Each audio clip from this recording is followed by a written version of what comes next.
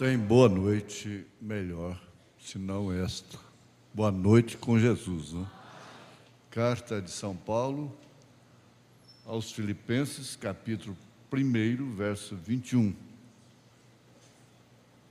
Porque para mim o viver é Cristo e o morrer é ganho.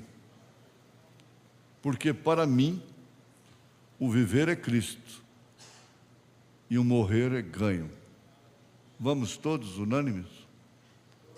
Porque para mim o viver é Cristo e o morrer é ganho.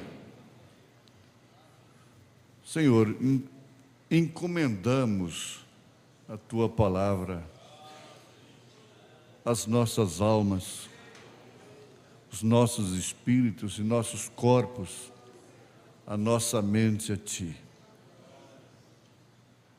Queremos sentir como São Paulo estava sentindo, convictamente, quando ele escreveu isto. Porque para mim, o viver é Cristo e o morrer é ganho. Aceita da nossa parte também essa declaração, Senhor. Porque, na verdade, nós não temos que temer a morte, ao inimigo. Nós temos que temer a Deus, porque o temor de Deus é o princípio da sabedoria. Confiamos em Ti, Senhor. Sabemos que o Senhor nos perdoa milhares de vezes por dia. O sangue apaga as nossas transgressões e por isso elas estão encobertas. O salmista disse isso e por isso somos bem-aventurados. Aceite esta parte, aceite esse louvor, essa adoração. Em nome de Jesus Cristo, pelo Teu poder te suplicamos. Amém, Senhor. Assentai-vos.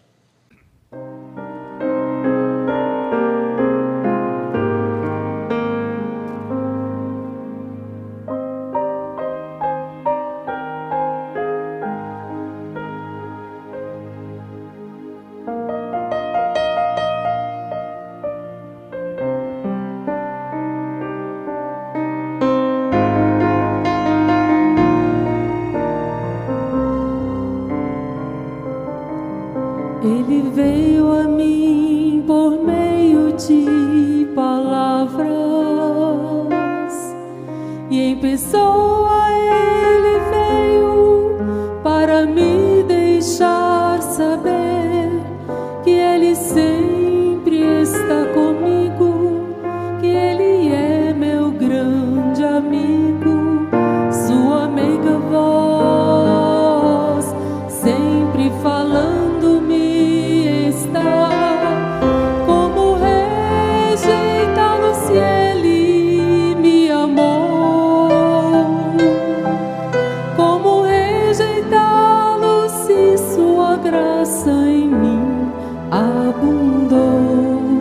Como rejeitá-lo se por mim ele morreu? Como posso rejeitar o grande amor de Deus? Seu sangue puro ele por mim verteu.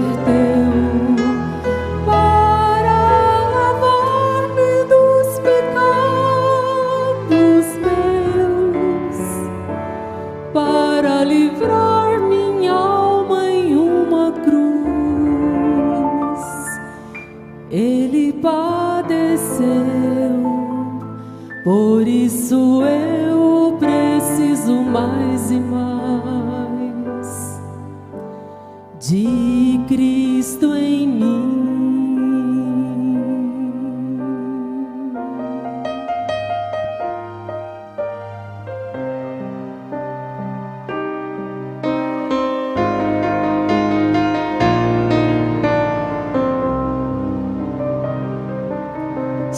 tuas promessas perdoam todos os meus erros. Não tenho como justificar-me, preciso estar ao seu dispor. Seu amor me faz feliz, sua palavra assim me diz que ele esperando-me está em um lindo país. Como rejeitá-lo se ele me amou? Como rejeitá-lo se sua graça em mim abundou? Como rejeitá-lo se por mim ele morreu? Como posso rejeitar o grande amor de Deus? Seu sangue puro ele por mim verteu para lavar-me dos pecados meus, para livrar minha alma em uma cruz. Ele padeceu, por isso eu preciso mais e mais de Cristo em mim.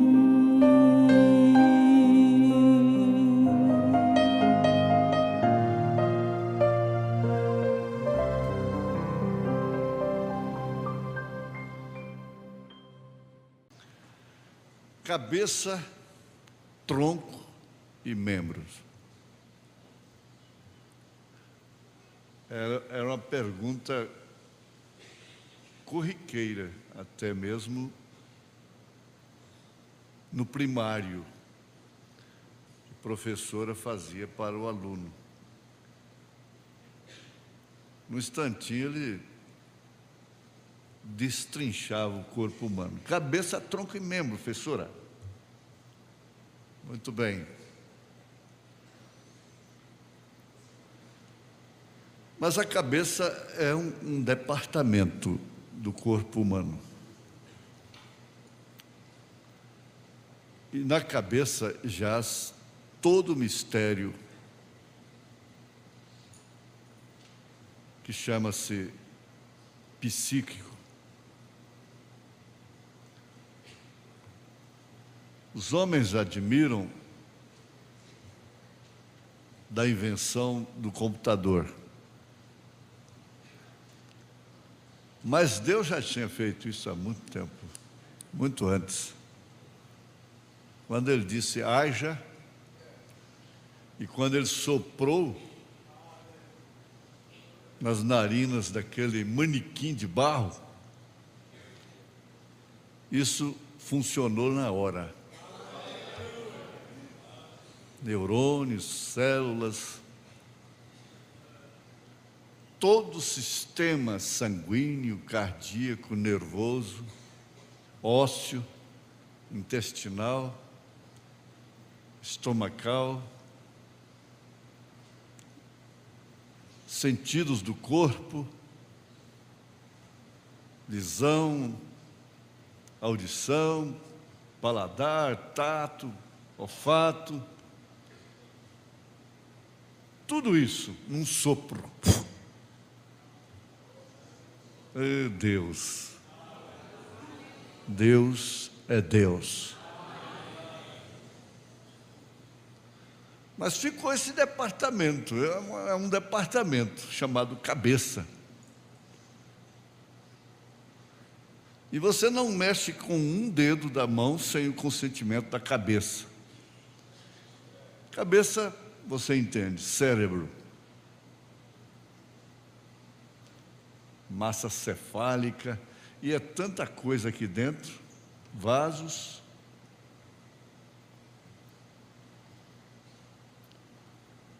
E o comando do corpo está na cabeça.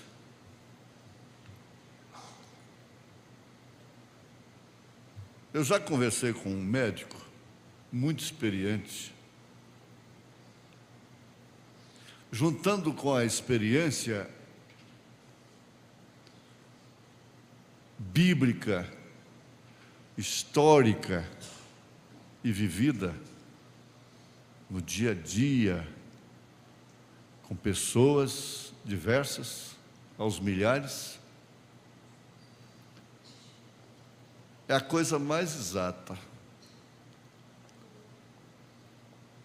Essa maior parte desse amor que a mulher cria pelo homem, que o homem cria pela mulher, esse ardente desejo, um pelo outro, não passa de cabeça.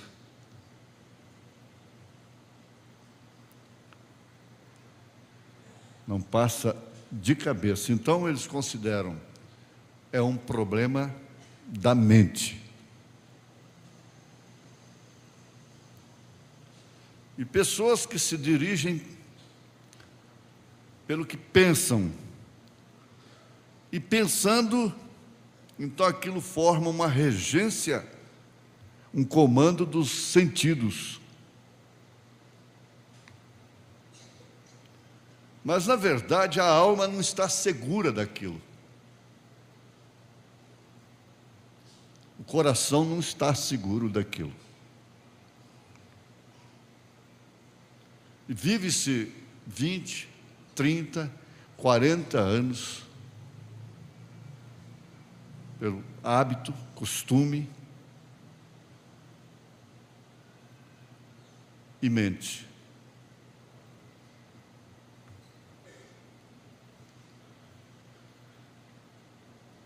Não é apenas, a coisa não é tão simples assim. Amor não é tão simples, no sentido da palavra. E eles encontram na palavra eros, que quer dizer paixão, que é fomentada, alimentada por esse sistema intelectual, mental, associado com esses sentidos.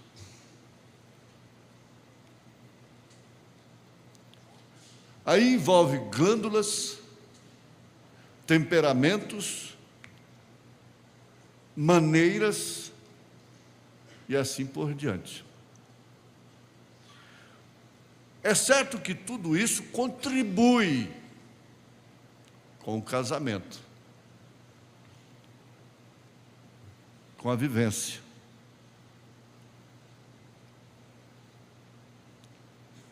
Mas são poucos que se veem na outra, no outro. No sentido da palavra, se tornam um. A partir do parágrafo 120 da mensagem Véu Adentro, o assim diz o Senhor, nos diz: sem dúvida, os homens e as mulheres vivem uma boa vida. E veja aqui, o natural fala do espiritual. E amam a Deus,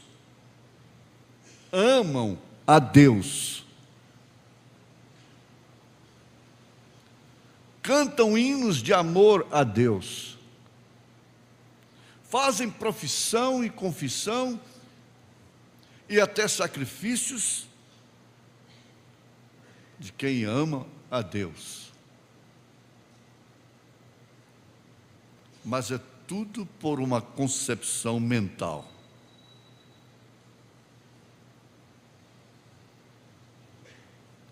Tudo por uma concepção mental. Mas o verdadeiro lugar escondido está no coração. Escondido com Cristo, e quando Cristo, o Espírito Santo, vem ao seu coração, Ele está em você com o seu temperamento. E Ele está vivendo sua própria vida, através de sua própria vontade, através de você. Aleluia.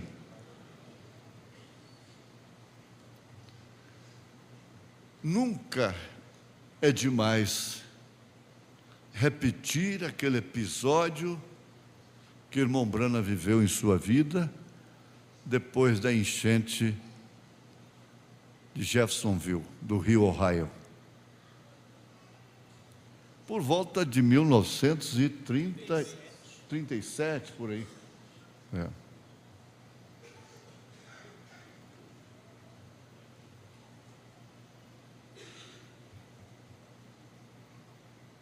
A sua esposa morreu. Ela estava no necrotério.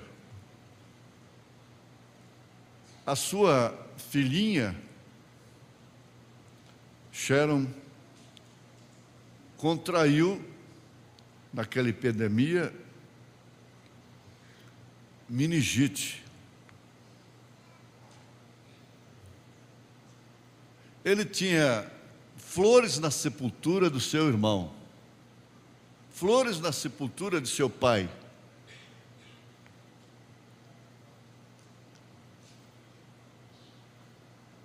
E ele estava ali lutando com tudo que ele tinha para aquela menina não morrer.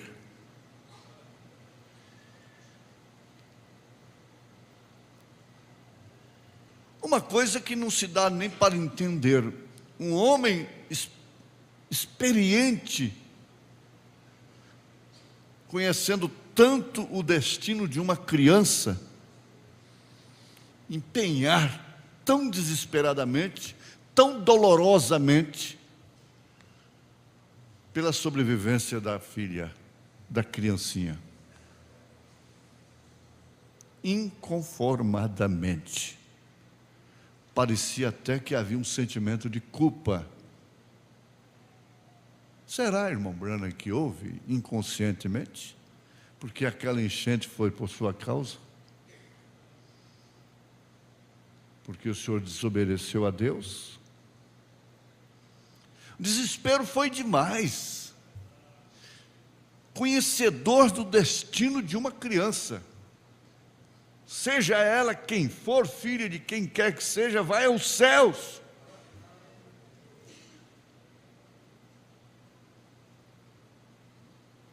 Ele estava inconformado.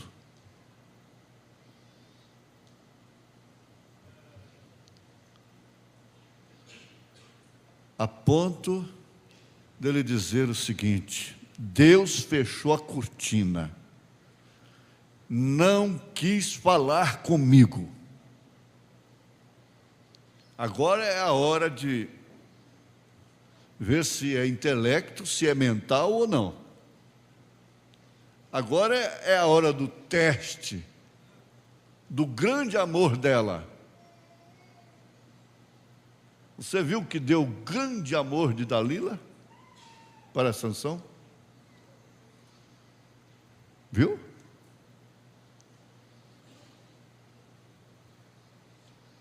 De tantos outros e tantas outras.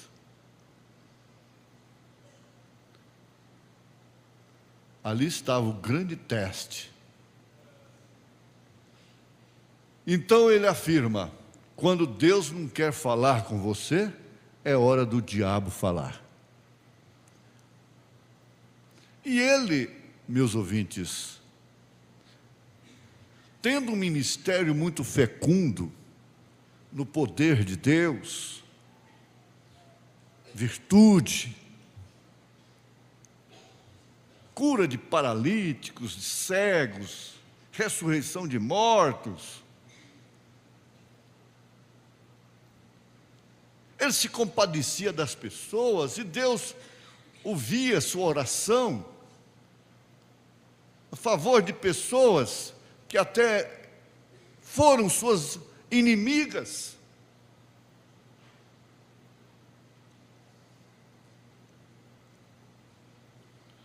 Que chave tremenda para o diabo trabalhar.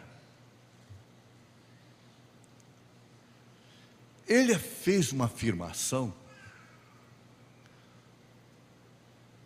que rebenta a cara do diabo, do cético. Ele disse: era a hora do diabo falar, porque Deus não queria falar.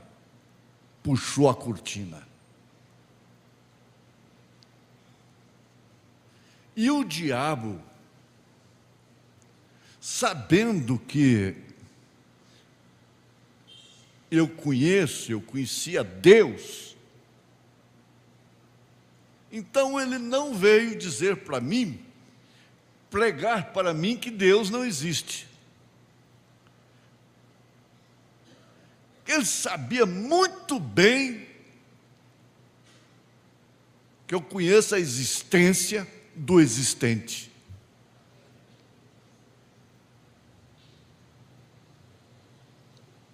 Do Elohim.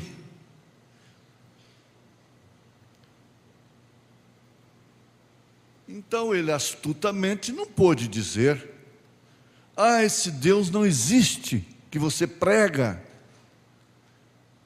Mas veja a sua tática.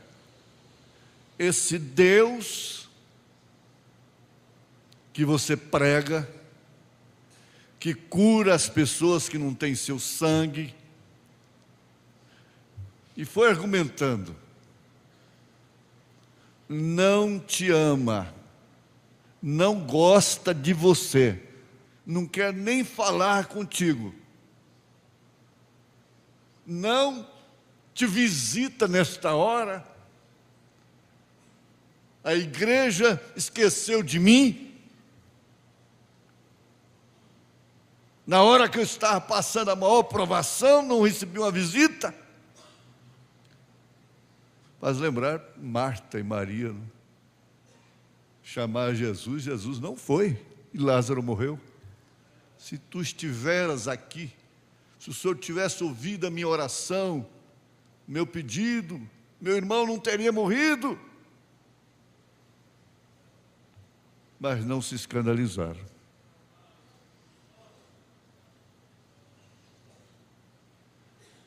Naquela hora, Satanás fez uma asepsia, limpou todo o pensamento que o irmão Brana tinha, que Deus o amava, na sua cabeça saiu. Ele concordou com o diabo, na cabeça.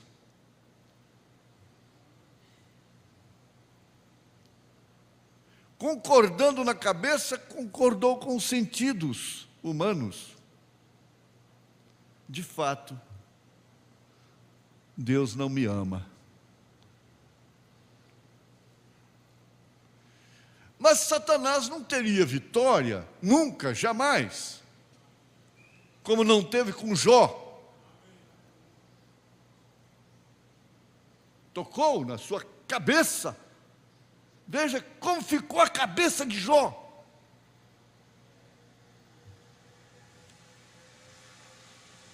Amaldiçoa este Deus e morre. Morra de vez. A própria esposa de Jó disse para ele isso.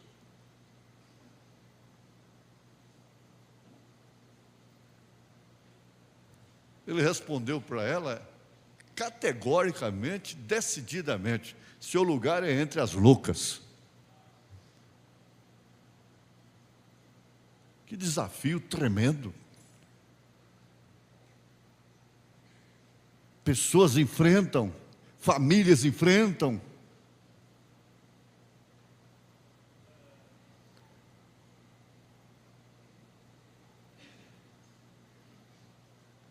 E ele foi. Ele tinha que chegar na alma.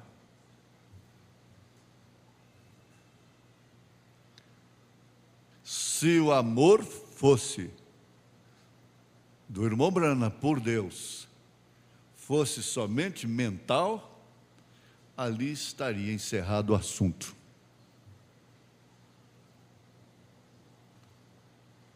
Rasgava as notas de pregar, compraria uma caixa de cerveja, como outros fizeram.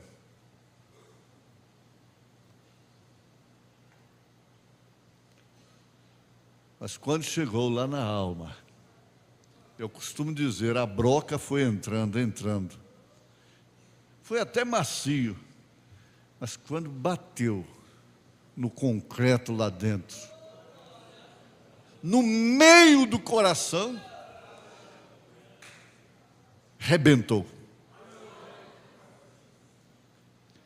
Ele disse assim, que sai uma fagulha como do tamanho de uma pequena unha.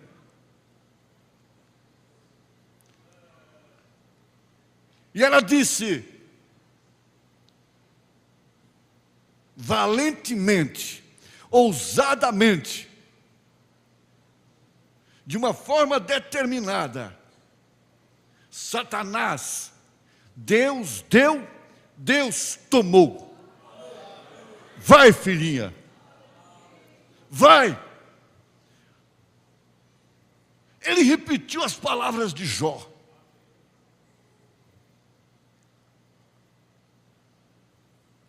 Não era somente mental. Se fosse somente mental, você não estaria comigo mais. Você não estaria aqui mais.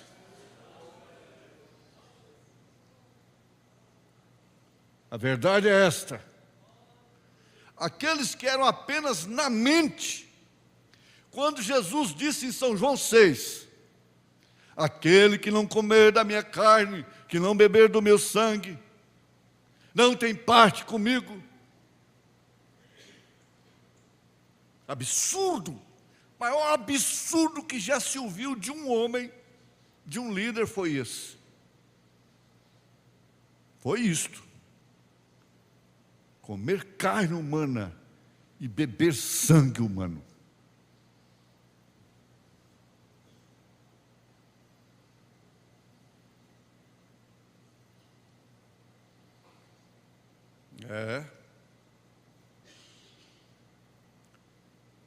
O pastor Isaías, lá no Nordeste, ele foi experimentar um prato especial dos nordestinos lá. E ele disse, a coisa estava gostosa, eu gostei. Estava eu e meu filho, um dos seus filhos, e eu gostei. Estava gostosa. Mas tinha uma coisinha lá no meio, meio diferente, saborosa.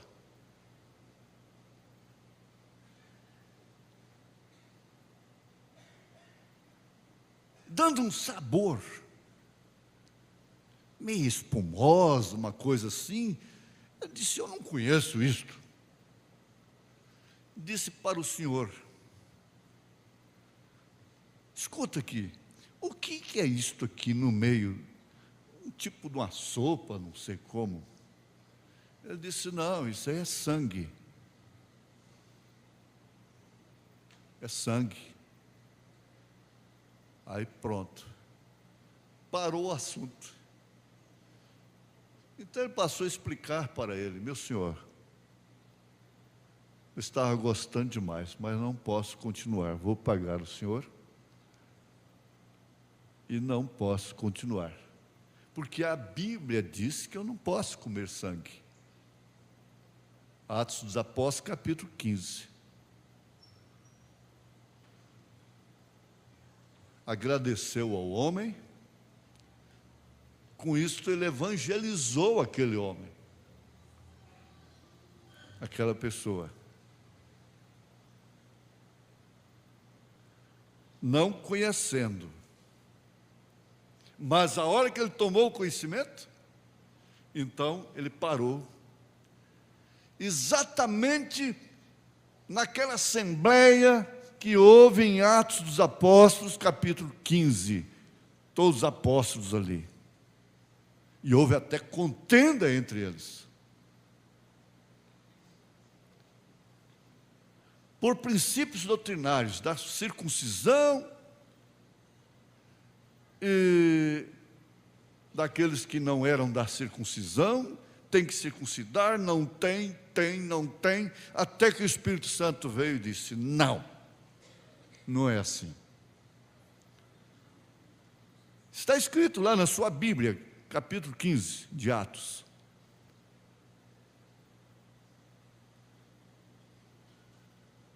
Ficou determinado pelo Espírito Santo, não pelo grande chefe da igreja, uma encíclica, não. Ficou determinado pelo Espírito Santo, a igreja gentílica, nós, evitar a carne sufocada, o sangue do animal e a corrupção do mundo. Foi tudo que o Espírito Santo, ele fechou a assembleia, separou a discussão, os pareceres. Ele chegou, quando ele chega no plenário, ele acaba com a conversa. Isso se repete ao longo desses anos, assim que nós estamos nos reunindo. Basta esperar, ter paciência, ele vem e determina a coisa.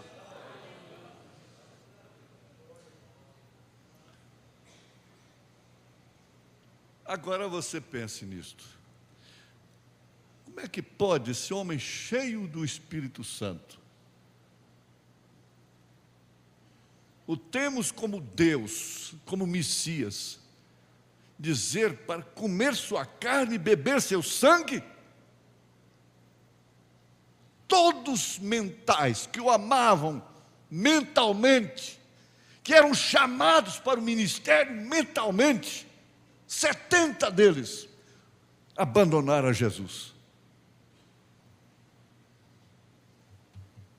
Ficaram 12. E assim mesmo um, você sabe quem era, porque não era a hora dele sair. Cada pessoa que tem que sair, às vezes não sai numa ocasião, mas sai em outra. É igual lá no deserto, não caiu, não murmurou numa temporada, mas murmura em outra. Ah, irmãos, essa luz é boa demais. 11, portanto, 11 deles mostraram, através dos seus dias aqui na terra, que aquela chamada não era somente mental, que aquele amor, aquela vocação, não era somente mental. Eu falo com todo respeito, ninguém vai nem sequer lembrar, não fere a ninguém.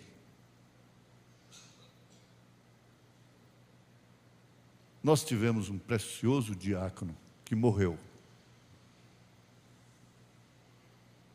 E assim que ele morreu, sua esposa simplesmente não veio mais à igreja. Fazendo uma caminhada ao redor do horto florestal, a encontrei de cabelos cortados, unhas pintadas, rosto pintado, de calça esporte. horrorosa.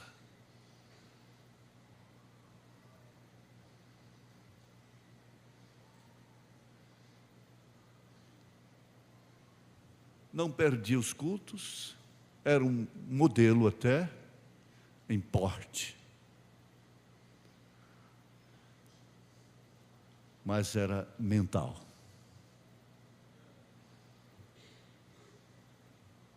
Mental.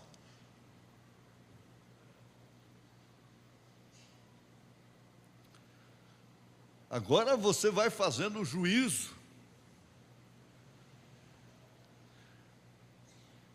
E vai fazendo um autoexame. Vê se compensa dar a vida por uma coisa mental apenas.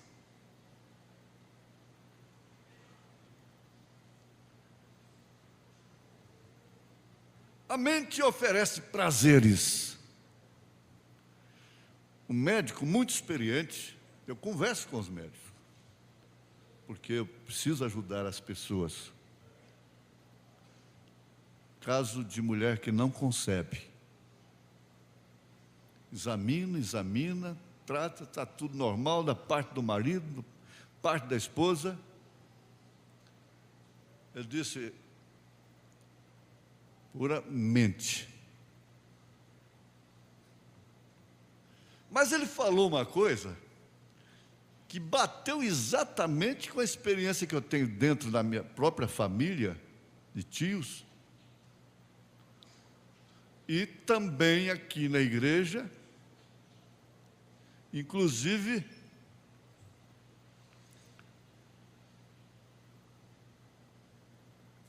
uma filha daqui se rebelou contra mim porque eu fui contra, naquele tempo, contra eles adotarem uma criança porque eles não tinham filho. Mas exatamente isso. Ele disse, olha, é comprovado. Adota uma criança, daí pouco tempo ela concebe. Porque aí,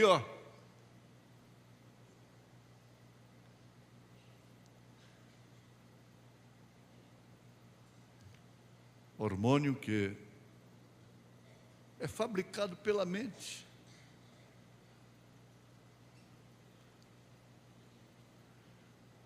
Aí eu vou lembrar. Um tio, 14 anos sem filhos, adotou uma criança. Logo vieram 3 filhos. E o pobrezinho adotado, tadinho.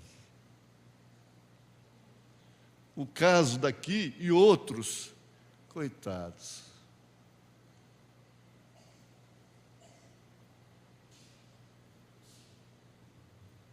Eu não estou, hoje eu não falo assim.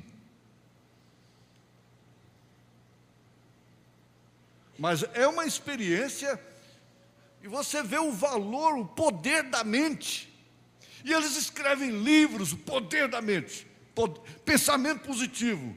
Os negociantes, os vendedores, estão com as estantes cheias desses livros. Que trabalham através da mente. E aí vem a utopia de só otimismo, só pensamento positivo. Está certo? A fé é uma coisa que pode assemelhar, mas ela não é apenas pensamento positivo. Não.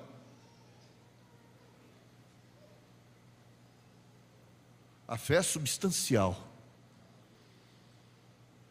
E ela não trabalha da cabeça para dentro, é de dentro para fora.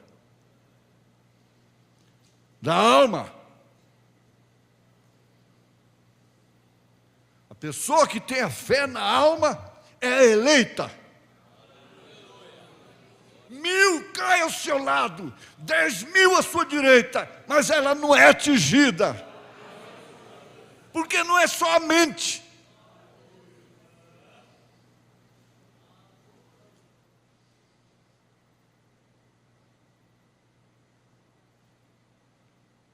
Quando aquela moça deixou a igreja, o Tabernáculo Brana, ser pastoreada pelo irmão Brana, e voltou para a igreja católica, apostólica romana, o que ela demonstrou?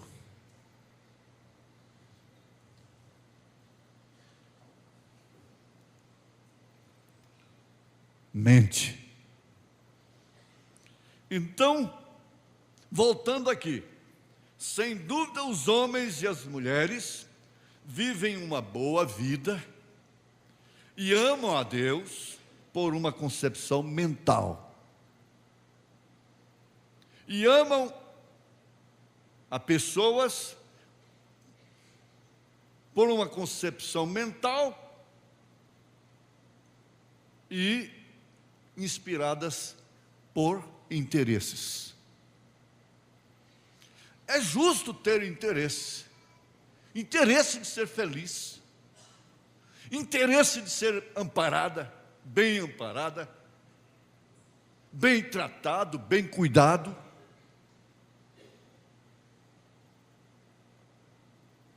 Isso é normal, é justo. Mas a linguagem mais adequada é esta, segundo os interesses.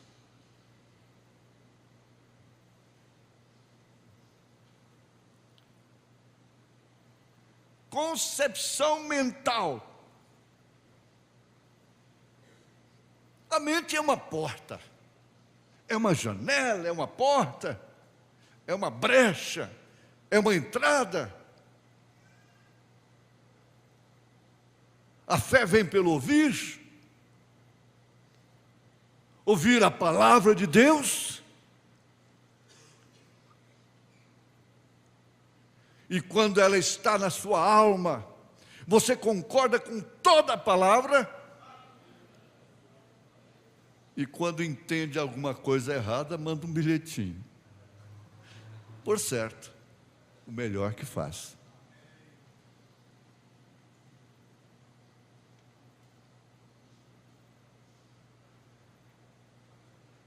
Eu quero prosseguir aqui. Mas o verdadeiro lugar escondido está no coração. É escondido com Cristo. E quando Cristo, o Espírito Santo, vem a seu coração, Ele está em você com seu temperamento, e Ele está vivendo sua própria vida através de sua própria vontade, através de você, aleluia. Me permitam, no auditório misto, dizia o profeta, você tem que falar entre linhas, mas também é estudado isso. Esse temperamento que provoca, esse termo tara, esse apetite de desordenado de sexo, mente, mora tudo na mente.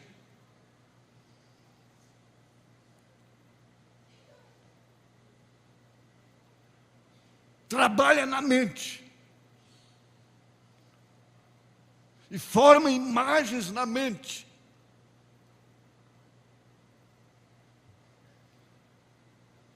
Ele disse, eu sei que soa muito mal, porém está correto. Cristo, tão rendido está você que Cristo fala a classe de palavra que Ele falaria. Eles não entenderam quando Ele falou de comer sua carne e beber seu sangue. O que foi que Pedro disse? Para quem iremos nós? Não dá para entender. O irmão Brana disse, Jesus nunca explicou aquilo.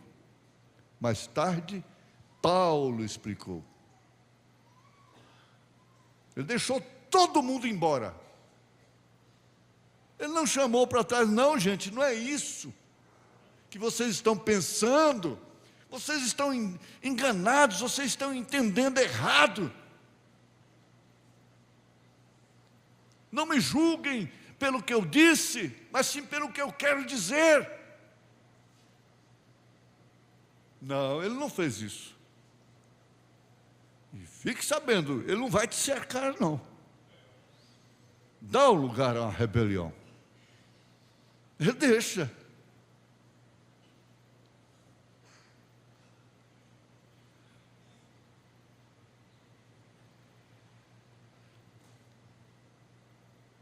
Cristo fala a classe de palavra que ele falaria. Ele pensa através de você a classe de pensamentos que ele pensaria.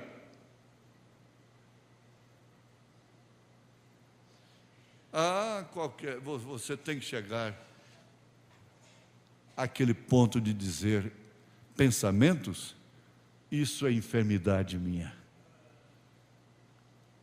E há pensamentos que a gente tem que deixar como esse pequeno cãozinho impertinente, esse cachorrinho que não vale nada,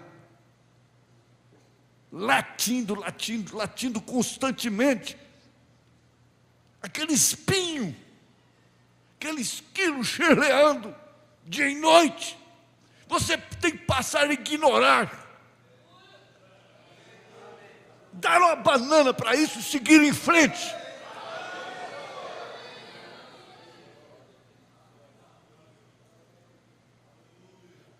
Eles pegam os selos, pegam as mensagens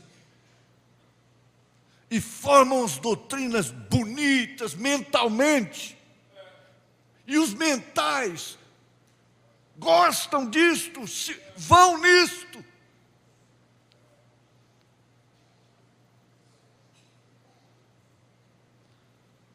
Mas veja só, ele, Jesus, pensa através de você a classe de pensamentos que ele pensaria. O que ele pensaria nessa situação? Lá vem eles. Homens dignos arrastando uma mulher. Joga para lá, joga para cá, puxa pelo braço, pelos cabelos, até nos pés de Jesus.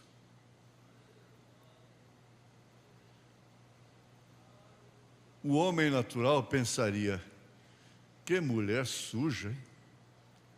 Porque esses homens são limpos, são dignos. Arrastando-a desse jeito deve ser uma coisa funesta na terra. Uma sobra da vida. Mas o que pensou Jesus de Maria Madalena?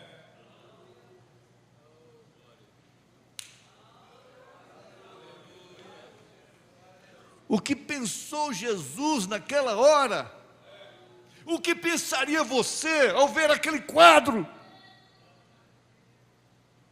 Sabendo que ela estava sofrendo aquele julgamento, porque ela merecia.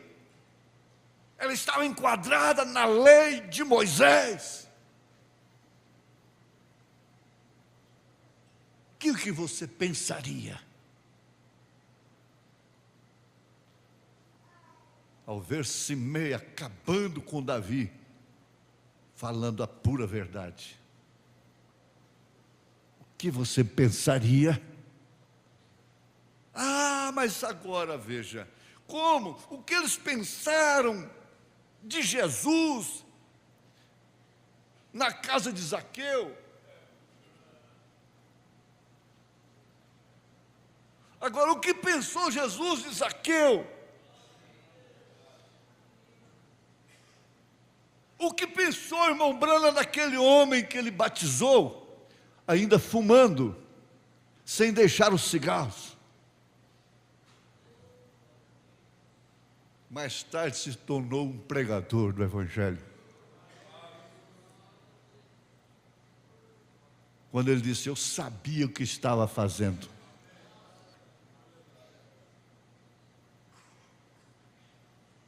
Quando Jesus chegou no poço lá em Samaria e viu aquela mulher, ele já sabia de toda a sua vida. E o que ele pensou dela?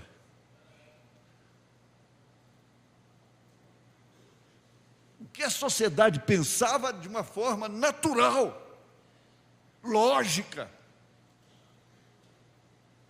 Com seu cabelo trançado e florido,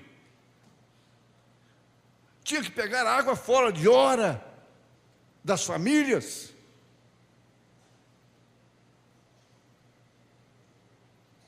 O que ele pensou?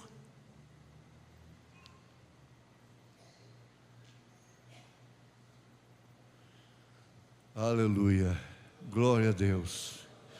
Pode descansar. Os amigos de Jó pensavam assim: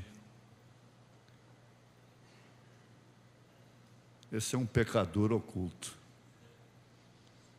Porque na Bíblia, lepra é pecado. Mas o que pensava Deus de Jó? Isso aqui te interessa, irmão. Isso aqui interessa a você. Não é o que pensam de mim, diz o profeta. Ele disse: eu importo com o que o povo pensa de mim, mas eu importo mais é com o que Deus pensa de mim.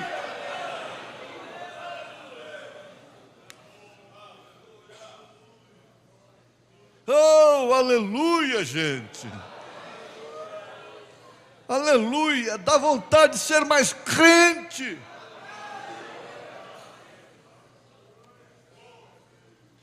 Encorajamento.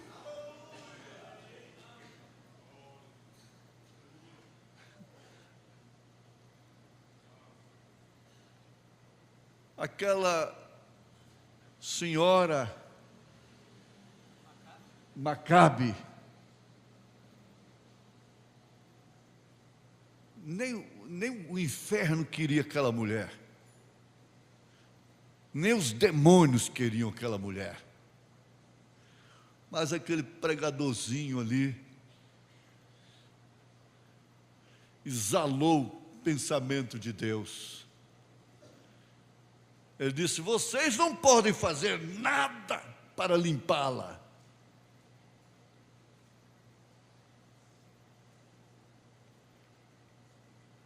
Mas o sangue de Jesus Cristo lava e a purifica de todo pecado.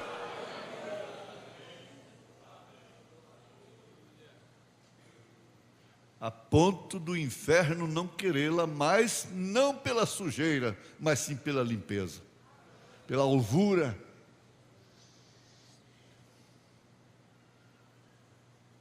Ele faz através de você a classe de obras que Ele faria aqui.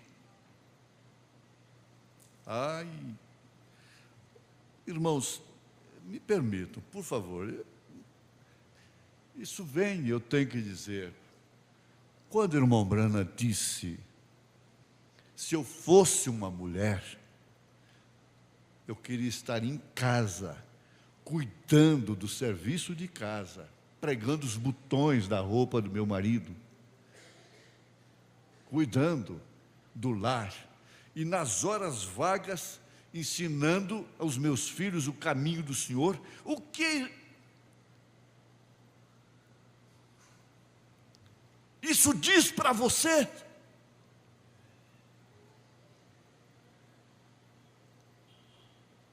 Mas vocês não se preparam para isto. Vocês estão preparando para outra realidade que o mundo está vivendo.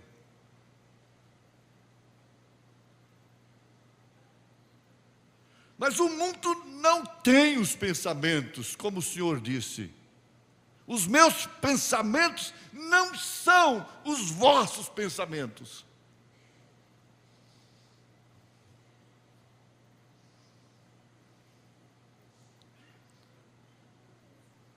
Certo dia, eu já contei isso, viajando numa rodovia, mais ou menos a 250 quilômetros daqui, 300, paramos numa borracharia, no horário do programa da Anhanguera.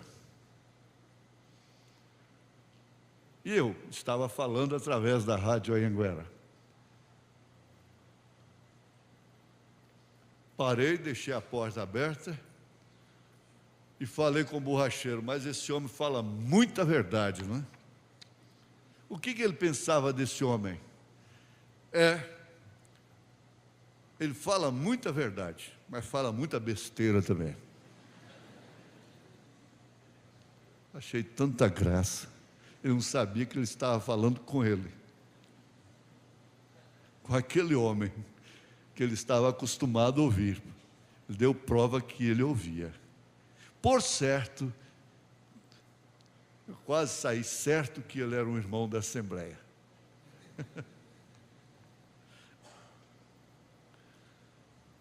Que quadro tão formoso! O de um cristão consagrado, rendido, Cristo operando através dele.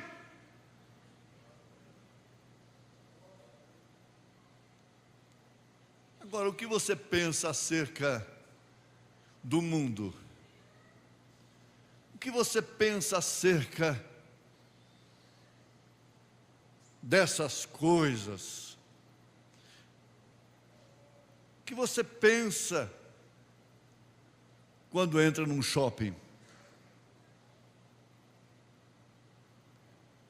O que você pensa disto?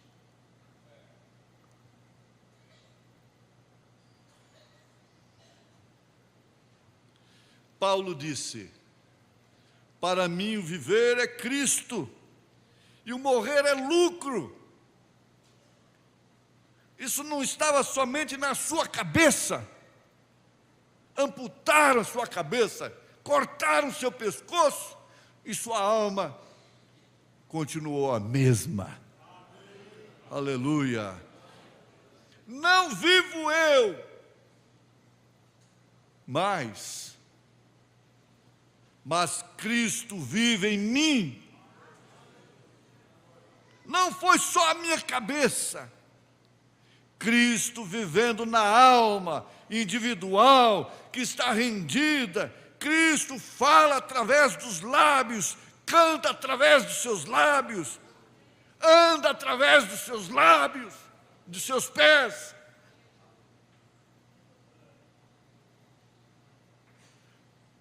Pensa através da sua mente, vê através dos seus olhos, age através do seu temperamento. Temperança, paciência, piedade, amor fraternal. Aleluia, disse ele. Logo as coisas do mundo têm passado. Como pode ser senão algo dócil e agradável o tempo todo?